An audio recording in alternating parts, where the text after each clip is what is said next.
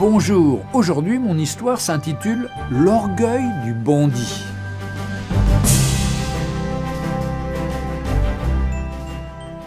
En Amérique du Sud, dans un certain pays, il y avait un homme qui s'était enrichi grâce au trafic de la drogue. Ses nombreux crimes concernaient essentiellement ses concurrents qu'il n'hésitait pas à tuer. Mais à chaque fois qu'il comparaissait au tribunal, il était toujours innocenté. Son secret ? Il avait un très bon avocat. Ce dernier était capable de convaincre n'importe quel jury de l'innocence de son client, quel que soit le crime dont il était accusé. Après chaque procès remporté, l'avocat exhortait son client d'abandonner ses crimes et de changer.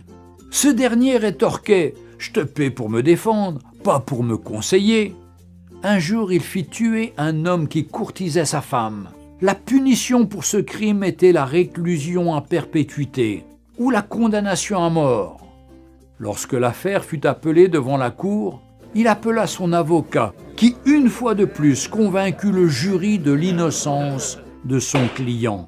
En effet, bien que l'affaire fût difficile et malgré de nombreux témoignages et de preuves, il gagna le procès et son client rentra chez lui tranquillement. Comme d'habitude, l'avocat conseilla le client « Cher ami, il se peut qu'un jour je ne sois pas là. Pour toi, change ton attitude. Et attention, je suis ton patron et non ton fils. Va donner tes conseils ailleurs, lui répondit son riche client avec orgueil. Un jour, il récidiva en tuant un pasteur qui militait contre le trafic des drogues. Mais quelque chose s'est passé, bien que l'affaire était difficile et très compliquée. Mais il était tellement sûr de son avocat qu'il appela ses amis, ses parents, sa femme et ses enfants pour assister au procès afin de voir comment il va humilier les juges et le ministère public. Alors qu'il se rendait au tribunal, il appela son avocat. Ce dernier lui rassura qu'il était en route et qu'il arrivait déjà. La salle était pleine à craquer et on attendait l'entrée du juge pour le début du procès. Et lorsque l'huissier fit lever l'assistance pour l'entrée du juge président, le trafiquant de drogue fut glacé de constater que c'est son avocat qui est sur le siège du jugement en tant que juge président de la cour. Il n'était plus un avocat, mais un juge. Lorsqu'on annonça l'ouverture du procès, le juge leva la tête et dit « Hier, j'étais votre avocat, donc je me suis battu pour vous, même lorsque vous étiez coupable.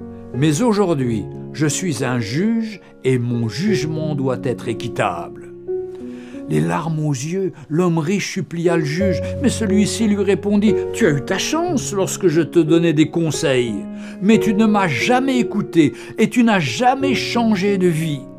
Désormais, tu subiras la rigueur de la loi. » L'homme fut condamné à mort pour assassinat et trafic de drogue.